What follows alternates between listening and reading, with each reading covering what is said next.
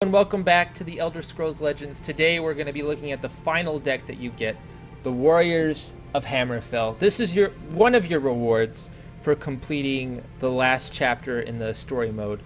And when you initially get this deck, it's centered around the red guards like the Alkir Bandit and the Whirling Duelist, and a few other cards that when you equip them, they have an effect. Like the Whirling Duelist, for example, whenever you put equipment on her, she gets a 1/1. She does 1 damage to everything in the lane. The Bandit, when he equips an item, he gets +1/+1, so he makes your items more effective.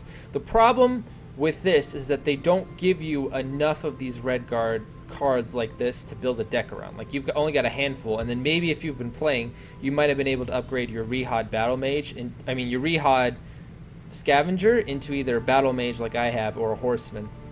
So what I did was I took that deck, I kept the colors, and I basically took everything out and tried to look for a common theme.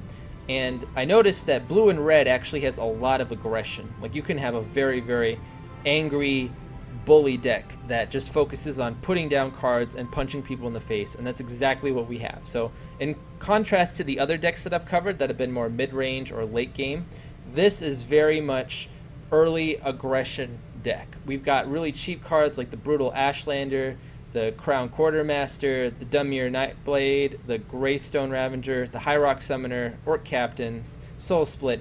All these cards are meant to give you a really aggressive start, lots of damage on the board at the very beginning, keep pushing damage to your enemy's face before they can react, and then deliver the final blow with things that have like charge, like the Rampaging Minotaurs or the Battle Rage Orcs, or even the Nord Firebrands. You also have a lot of equipment in this deck, so you've got the Assassin's Blow, you've got the cross color, the dual color, dual color, whatever, the Sentinel Battle Mace. You've also got 3 Steel Scimitars, 3 Daggers from the Quartermaster, and 3 Steel Swords from the Nightblade.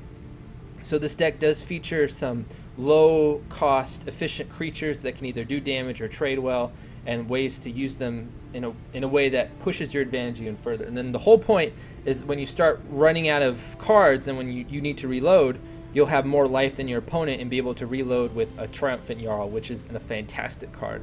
Like if you play this turn 6 and you're ahead, you're probably going to draw into even more damage, even more ways to press into the face, and just like if you've ever seen the movies where they stick their thumbs in their eyes and just kind of like, squish them, that's what you're doing with this deck. You're just being brutal, barehanded, and obliterating them. We also have a little bit of removal in the form of 3 Firebolts, 3 Crushing Blows, and a Lightning Bolt, which the Lightning Bolt and the Crushing Blows can also be used as reach. So if you're close to lethal, you can put this on the enemy's face and just destroy them.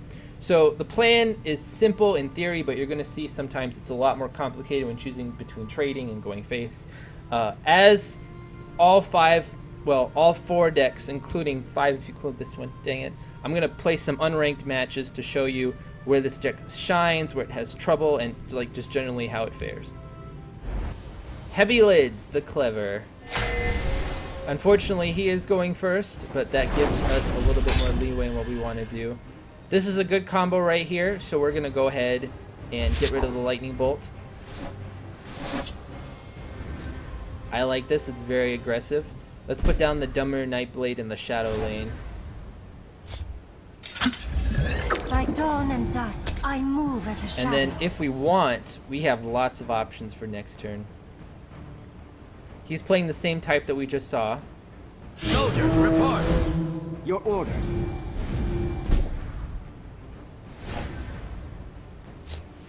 Okay, so what are we going to do? We can Soul Split if we wanted to, which would give us a nice aggressive start. We could put down an Orc and then buff him, which would draw him a card, and it would put something really strong on the field. I don't think he'll be able to deal with... Well, we'll see. He'll have 3 mana next turn.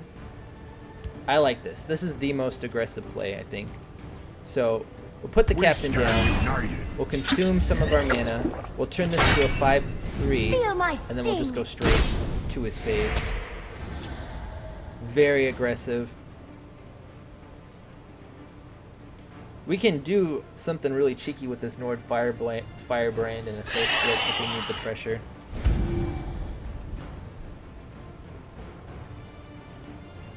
Okay, so he's forced to use his 2/2 and his 1 to trade into here. Ah, so he's gonna keep it. Interesting.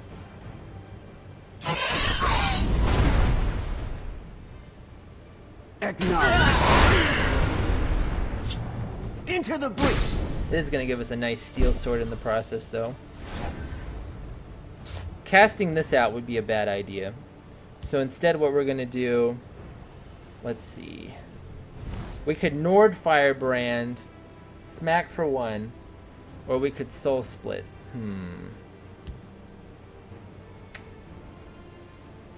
Let's see.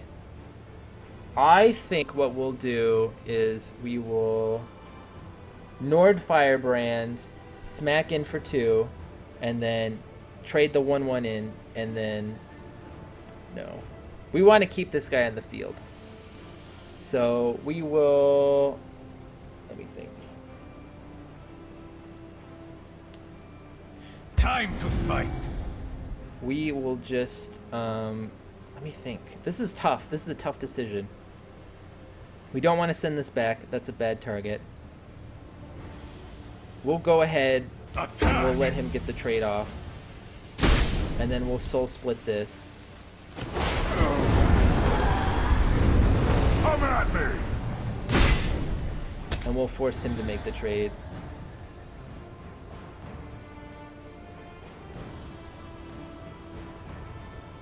Even though by not trading... Awaiting orders. Okay, that was a mistake on my part. By not trading, we actually... He's going to get life back that way. Unless he does that. I hear and obey.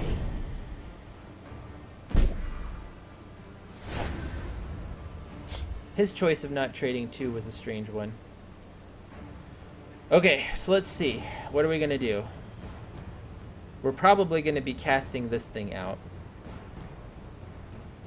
So, what do we want to do with... If he trades the 2/1 in here... Let's see. If we cast this out, and then put a fiery imp on this side, trade in here, that sets us up for more damage on that side. So... Go ahead and punch in here. Take this guy so he doesn't get any more life back. Put a fiery imp over here. Trade in right here to protect it. And we're looking at some pretty... This is 6 damage right here. And we're keeping our life lead, so when we draw into the Jarl, we'll be able to get some mana back.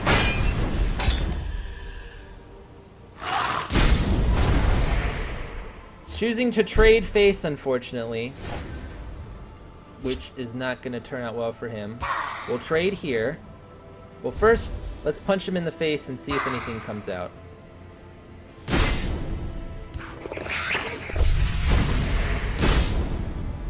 Okay, nothing did. So, we'll see if we draw, like, if we drew 2 more of the firebrands, that would change my play, but pretty much, we're going to let him have this lane. Let's see what we draw. That's an excellent pick, also an excellent pick. We'll go ahead and trade here to prevent him from getting any drain off. And now we're looking at 10 damage on this side, plus the steel sword. We almost have lethal. And we have the perfect counter. Oh, no, we don't. We have to destroy that somehow.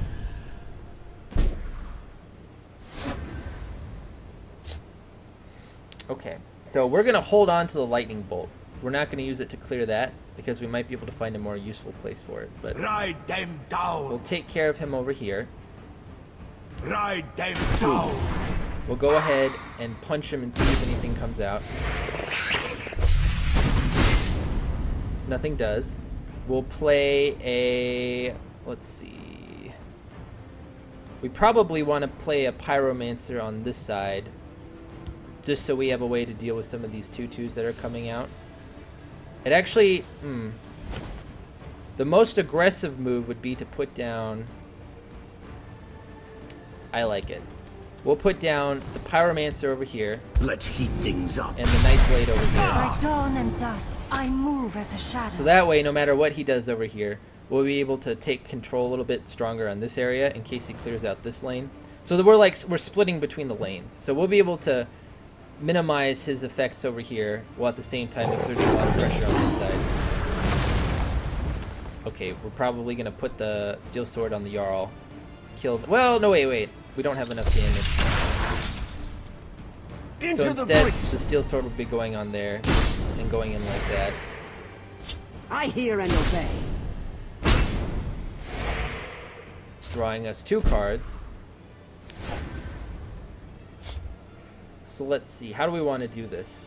We can do some pretty cheeky stuff with this, making this a 7 and then throwing that guy in. I like that.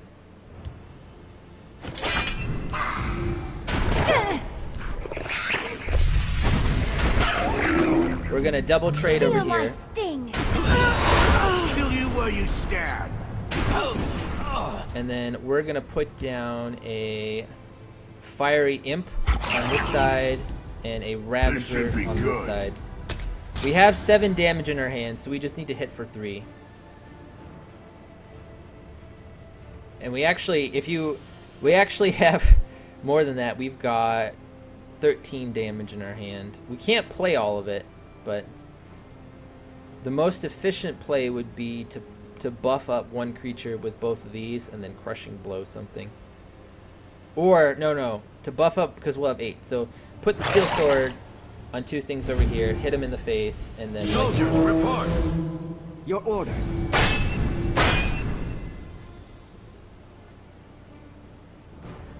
By our service, we honor kind. And if this thing lives, he doesn't put a guard on this side, we can just hit him straight in the face for 10 and not even give him the chance to draw a rune. Into the breach.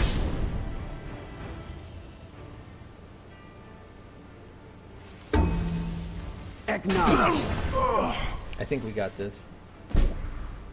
So yeah, unfortunately, when he decided to develop his 1/1s on this side of the board instead of contesting me on this side, he pretty much gave me full reign to do whatever I wanted. Follow. And this really shows you the strength of the Jarl. He basically brought us back and kept our momentum going. Well, we're matched up with Red Mage 311, probably a Final Fantasy fan. Red Mages are always pretty cool. Fiery Imp is great. Buffing it up with a Steel Scimitar is great as well. This is at best a turn 3 play for us, so we're gonna go ahead and try to get something even more aggressive. I like it, the Nightblade. So he's playing Welcome, friend. red and green, which is Hail, friend. a very powerful mid-game type of deck. Time to fight. And it looks like he's going to be playing... He chooses not to charge. He's going to keep it in cover. Interesting. So we'll play the Fiery Imp on this side, and we'll just let him have this lane. He's likely going to be dealing as... He's going to be playing very aggressively as well. Now, if he has another 1/1, he can just play it right into ours and take it out, but... Fires of Alduin. Murkwater Savage. Okay. What do we want to do? We want to save this probably for dealing with that. He's probably got more creatures to play to buff it up. So we'll play the Dumber Nightblade to contest that on that side. By dawn and dusk, I move as a And shadow. we'll leave this, do some more damage. With these 2 Steel Scimitars, he's going to have a hard time actually finding a way of just knocking him over and If I fall, keeping that guy the alive. East will reclaim me. That'll do it, though. Attack. Ooh. So he's unfortunately exhausted most of his turn by doing it that way. So here's the difference. We, of course, are going to take the trade here Feel my sting. because it has resolve. If we play this, we'll have a 4/5 and be able to buff it up into... Well, we'll have a 4/5 on the board. If we just play this, it'll just die. So we're going to play this, and then buff it up with the steel I'm scimitar, ready for anything. and retake that side of the board. Gore and glory. And that's a place where you want to make trades. But we do want to get his life a little lower so that way we can get our Jarl off. If he has a way to deal with wounded cards, okay. That's still pretty good because he can throw his 1/1 in there. We haven't completely lost initiative though, because we've got the rampaging Minotaur. Fires Alduin. And as he's playing as the aggressor, our job is to just slow him down. We are unfortunately, let's see. We're going to go ahead and do the same thing. We're going to use the rampaging Minotaur into this guy. We're going to buff it up so it survives its confrontation. The breakthrough will damage him though. So this will actually be a pretty worthwhile trade.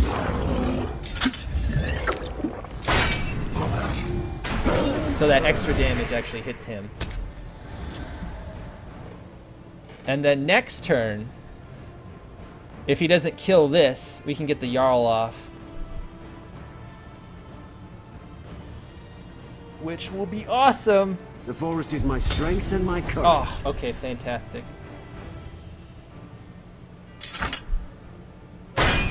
Dang it. Talos. Okay, so if we hit through here, or we could just crushing blow. I kind of like that, and then Jarling next turn. Okay, I'll take it.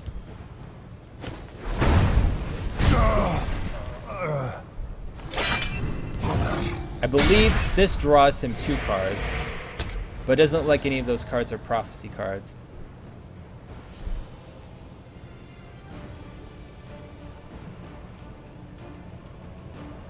Very interesting. All he needs is 1 mana to take care of this. Yeah, that'll do it. And he needs to buff this up for more than that. Okay, that's fantastic. We'll go ahead and put him down over here. This should be good. He might have a way to deal with that, but even if he does, it baits out something else from him. The day will be ours. 4/5. Okay, so let's see. What do we want to do here? We have... He's got 9 damage on the board. So, and then we have 4... We've got 12 damage on the board. So Jarling here is not a bad idea. Just Jarling and see what we get, and then trading the 3/1 in there. Because when he hits me, it'll give me... I like it. It's the slower play, and it sets us up on board for doing more aggressive things. Let's see what we get. Elusive Schemer, not really what we're looking for, but possibly something we could play next turn. Brutal Ashlander. And now the question is, do we trade or do we go face? I think we're going to go ahead and play aggressive here and go face, because it sets him up for lethal next turn if he doesn't deal with this somehow.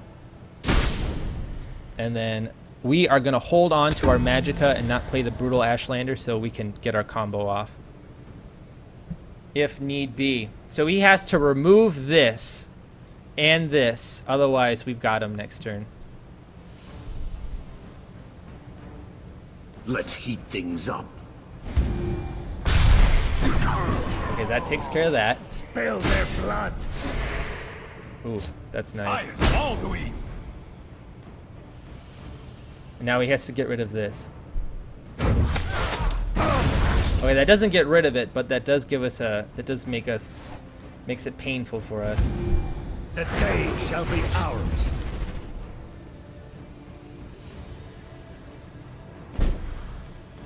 It chooses not to trade. Okay, so we're probably going to do something really tricky over here with that guy.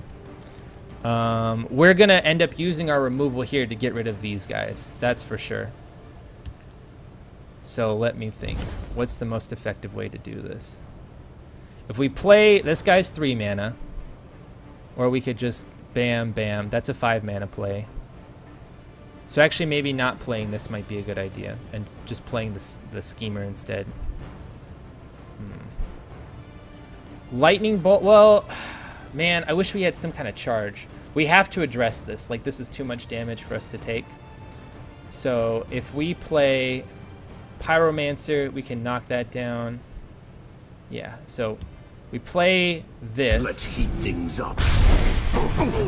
We firebolt this. And then we're going to go ahead and lightning bolt this. Okay, so we've got 6. We need to draw 1 more damage, and then we've got him. I'll kill you where you stand. Not really what we wanted to see here. And now he's going to decide if he wants to give us that extra card or not. The forest is my strength and my courage. Chooses not to. Okay. So we have to control this side, otherwise we're gonna lose. So one thing that we can do that's really cheeky is we can play down our brutal Ashlanders here and then put down a Skaven Pyromancer and see what happens. So I think that's what we're gonna do. So Your destruction is at hand. Your destruction is at hand. Let's heat things up. and then we'll go ahead and Kill trade you in where here. you stand. And now we are Well played. leaving it up and seeing what happens. If he hits in here, it'll draw us a card. I'll kill you where you stand. Nord Firebrand. Okay, so we've got 2 damage. We need 9 damage in order for this to work. Firebolt. Okay, we can Elusive Schemer and see what comes up. We need to draw a little bit more damage. Or some kind of taunt. Let's dance. So we've got, let's see, 6. So that's 1, 2, 6, 8. Unfortunately, that's not enough. My fight is done. He was able Bring to my honor. place a really aggressive style that just kind of outraced us. But it was still a good game. Matched up against Deuce, the Lone Warrior. So as you can see from that last match, when you're playing other aggressive decks, it pretty much just comes down to who draws what cards first. In this case, we have an excellent draw. Let's go ahead and put this... Do we want to get the Brutal Ashlander online, or do we want to get the Quartermaster? We probably want to get the Ashlander so we can protect the Imp later on. Because this guy will actually... Well, let me think. He's probably playing an Orc-style deck. We'll go ahead and put down the Fiery Imp. That's maximum damage. 3 damage that he's not going to be able to prevent unless he plays some kind of a guard. Nothing will hold me back. Nothing will hold me back. Ah, interesting. And we have the perfect counter for that in these 2 Ashlanders. Your destruction is at hand. Your destruction is at hand. Awesome. These are so good at controlling the board early on. So he's also playing a very aggressive deck. Forcing him to trade. Close ranks. Let nothing through. I am totally fine with letting him have that side of the board. By dawn and Die, dusk, I move Outlander. as a shadow. I keep a spare blade in my boot. Now, if he has like some kind of a fireball effect or some way to deal damage to this side, obviously that's going to suck a lot. So he is playing an Orc-style deck. And at this point, we're just racing to see who can get there first. So he's got 10 damage. I've got not 10 damage. I've got 9 damage. Well, no, I've got 10 as well. We'll go ahead and start Do using your that. worst. Feel my sting. Die, Outlander. Time to fight. And in this case, it's just a flat-out race to see who can kill who first.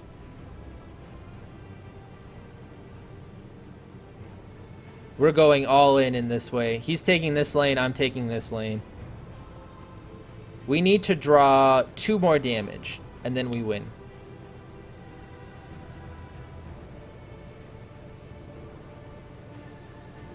I mean, if he doesn't have any prophecy cards. There are orc cards that have prophecy on them, so we will see what he decides to do. Taking, at least the good part about taking 10 damage is that we'll be able to survive next turn as well if he doesn't play something else to go with it. And in the process of doing that, he'll draw us 2 more cards, which means that that's that much more likely that we're going to draw into a source of just 2 damage. That's all we need. Stand united. Just 2 damage. Blood and honor. Nope. Nope. Honor and blood. Nope. There you go. Alright, so we're going to go ahead and punch in very carefully Feel my sting. with the Nightblade. Get that 2 damage in first. And then we'll buff this up. Do your worst. See what he gets. This should be good. And we win. Wow. What a race. Die, Outlander. And then there's the other side of the coin when you draw into your cards versus another aggressive deck. Vinyaka 2005, the Defiant. Playing blue and green, very interesting. We want something a little more aggressive than that. I mean, that's an okay start, but hopefully we draw into something else. This is more of a controller hand. Okay, we'll go ahead and put this down. My friend would See what like we to get. say hello. At the very least, we have a target for the scimitar, but we probably want to save that for the Rehab Battle Mage. What have we here?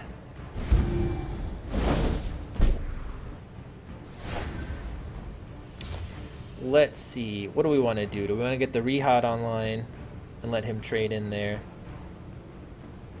Because then we can... next turn. We want to try to save this for turn 4, I think. So we'll go ahead... Or do we want to just put the maximum aggression on the table? No, I think the extra bonus for having this online is going to be better. He's probably going to have a way to deal with it because he's agility and intelligence. But Into the fray. this gives us a lot of aggression. He is going to have a 1/1 on the field, but if he's playing this card, that makes me think he's playing more of either a mid-range or a later game deck. Shadow.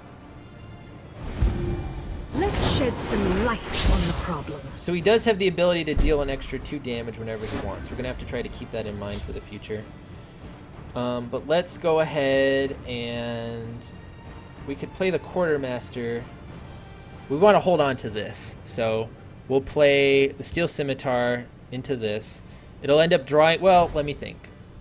Do we want to make the trade, or do we want to force him to make the trade? He's going to be able to kill both these things, so... Your destruction is at I keep a hand. spare blade in We'll my just put boot. them down. And then we'll play the Scimitar on him. And we'll just go face. My own sees bright blade. See if he has a way to deal with this. We do not want to be casting either of these out.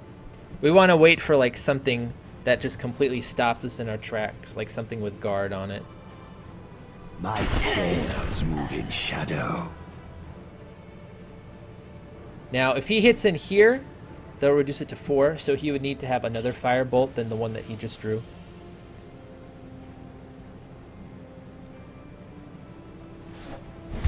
Choosing to play an elusive schemer in the other lane. Interesting choice.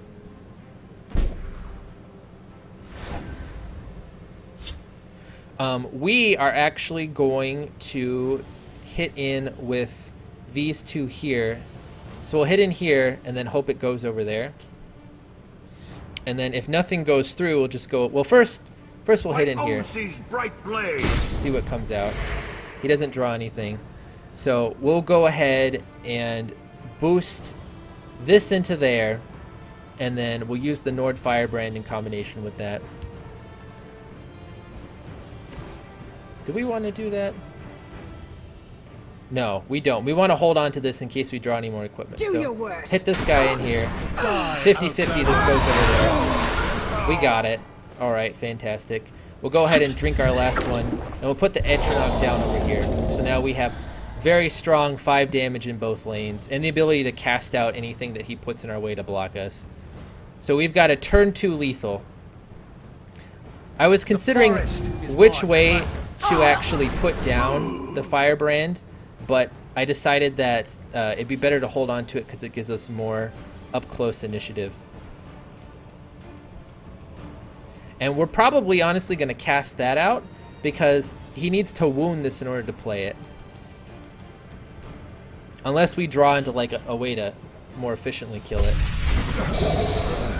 Or he's just not going to give us the choice to do so. Okay, so we'll play a Skaven here. We'll play it first. Let's heat things up. And then we'll go ahead and play the firebrand Time to along fight. with the dagger. Attack. And just punch him in the face. So now we've got 4. We need to start drawing into something a little bit more aggressive. We do have our cast out as well, but hopefully we'll draw into a Jarl next turn and start Be on your reloading. guard. A good cast out target, especially if he decides to your buff guard. that. Alright, just choosing to play as defensively as possible. We'll put the Greystone Ravager on this side. This should be good. We'll trade them both I'll in here. Kill you where you stand. Fires of all do go. We're not going to cast it out because he's going to be able to return it. He does still have a Firebolt, so if he doesn't use it to clear this 4-1, I would be surprised. Unfortunately, we need to draw a Jarl like right now, like next turn. We needed to draw a Jarl this turn. And every turn that we're not Shall drawing we a begin? Jarl is that much farther that we're getting behind. Okay, that'd be an excellent cast out target. Especially if he plays another action go with it.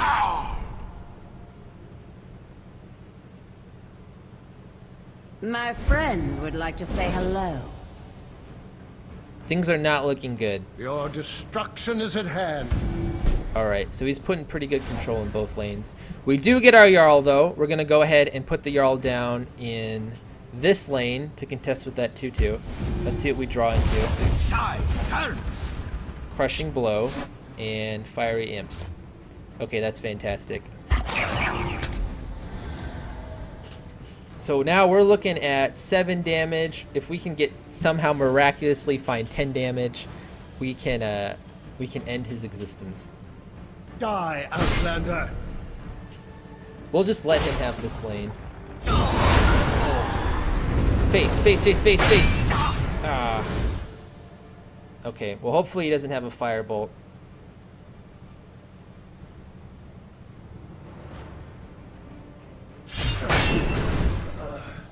We want to let him hit us as much as he can with that and then get rid of it. And luckily, Their time grows because short. his health is lower, he does not have the ability There's to do more that. to come. Okay, 3 more damage. All at once. Stand fast. He chooses not to give us what we desperately desire in our life, which is an ability to remove this thing. So let's see. How can we get the most out of this? We definitely want to play this on this side, because then that'll set up for if he trades in here. And we don't want to kill this thing, even though it's basically at this point kind of dead. No, you know what? We will. We'll trade this thing in here. They'll do 2 damage to him. It will draw him a card. We'll play the Pyromancer over Let's here. heat things up. Removing that guy. We'll go ahead and cast out this person to avoid taking like crazy amounts of damage next turn. And then we'll just see what we can draw into. We need some more damage. We need like 2 Steel Scimitars. Right? Because that'd make this an 8. You 8 can't plus escape. 3 is... Okay, that's one of them. Okay, things are starting to look up. Let's see. So we've got 3, 9 damage on the board. I bring reinforcements. So he's going for a pretty big combo I bring turn. reinforcements. We need a way to get rid of that. All at once. Okay. So what do we got? That's not going to do it. So unfortunately, we do run out of fuel again here, and he's able to stabilize. I'm not going to... Well, I'm pretty sure there's nothing that we can do to really save ourselves. Let's see. So if we wanted to, we could buff this. We have to basically destroy this. And then we have to... Let's see. Buff this up. And, oh no, I did that wrong. Okay, so then now we have no chance. So we just kind of, unfortunately there, My fight is done. we ran out of fuel yet again. We didn't draw the Jarl when we needed it, and by the time we got it, it was a little too late. He was able to stabilize with some guards. And you're seeing the weakness of this deck is that it's not consistent. Like, you either smash him in the face quickly, or you slowly just run out of fuel and get overrun. Now we're matched up against Daz Dragon, the Master of Prowess. I'll take this. That's pretty good. 1 into 2 into 3.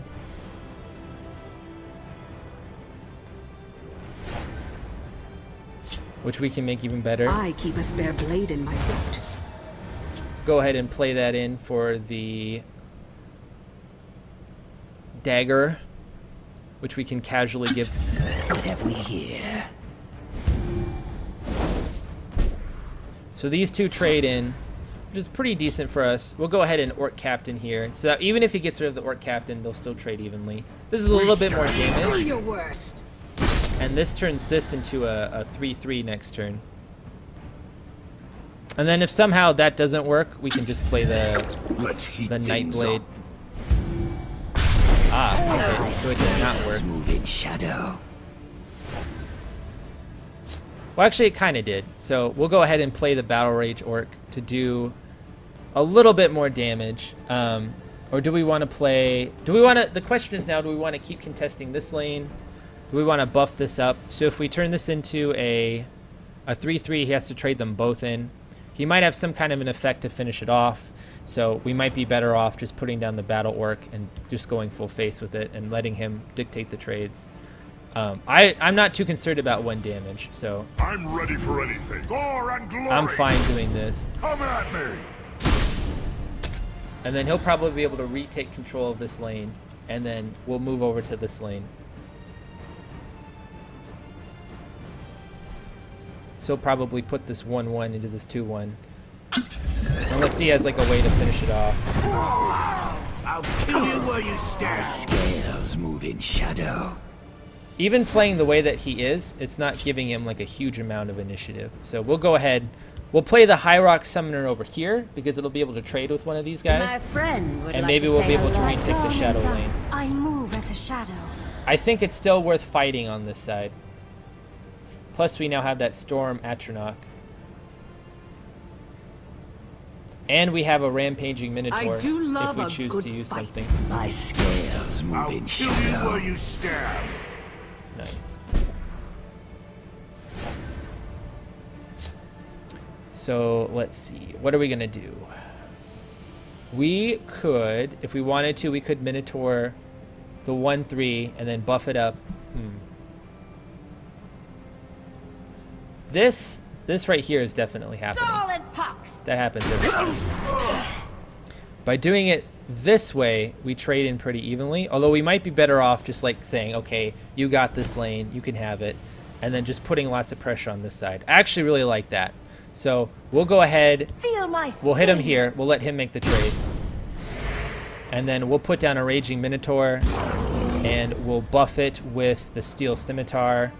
No, we don't want to, because then if we do it that way, he'll draw an extra card.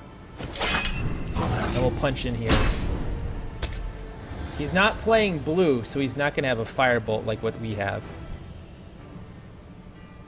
My scales move in shadow. And then in doing it this way, Come dance with death. we still have a lot of resources on this board. And he's forced to spend 4 on there. That's okay. We can reload with whatever we choose. We could play the Jarl, but we don't really need the cards right now. I don't think we're going to have any trouble getting the cards. So the faster play is to put this guy down and to force him to have an answer. Even if he hits in here, we're going to be at 17 to his 6. Well, no, we'll be at 18. And we get a card out of it. So now he needs to have some kind of serious answer. This thing's got ward, which means he can't Viper it like he just Come Vipered down the with Minotaur. death. Well, let's see what he decides to play. We may My very well sword just Jarl hand next turn. itches. Okay. So let's see. We've got, if we get rid of him, we've got 7 damage. We need 9 damage. So this costs 3 mana. Let's see. We don't have enough. So we'll go ahead. We'll Crushing Blow this. No, we won't. We'll hit in here. We'll sap it. And then we'll Jarl to get a little bit more initiative on the board. And to set up, well... or we could just White Run. I'm fine with just White Running here. We don't need, this is one of the rare cases where we don't really need the help of the Jarl to do what we need to do. So we'll get rid of him. We'll actually put the White Run down here so that way he can't block them both off with guards. Well, first we'll see what happens when we hit him. Okay. I'll man the wall. So now he has to protect on both sides.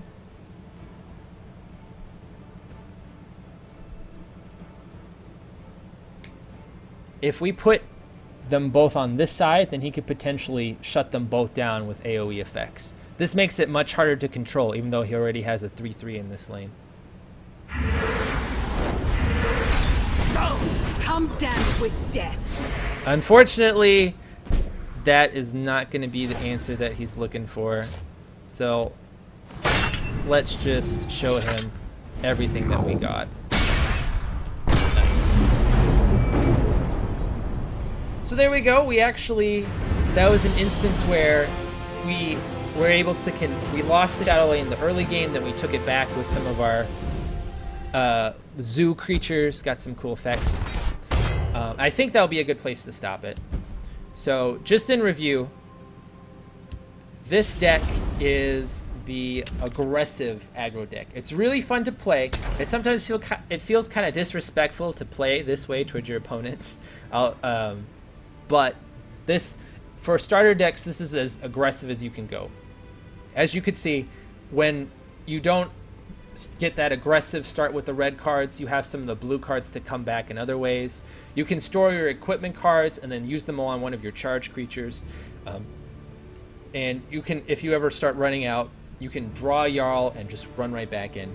Now, as you saw, the weakness of this deck is that it kind of has, if you don't get that fast start and you don't draw the cards that you need in the right sequence, or if your opponent has like lots and lots of answers, like if your opponent is playing nothing but guards, or your opponent has lots and lots of removal, then you're just going to sputter out and die, basically. So this is like a bolt of lightning. You hit fast, you hit hard, and you finish them before they even know what to do. And, you know, if they do manage to remove the things off your board, you do have lots of damage in your deck that you can just play out of your hand, and you don't necessarily need to set up.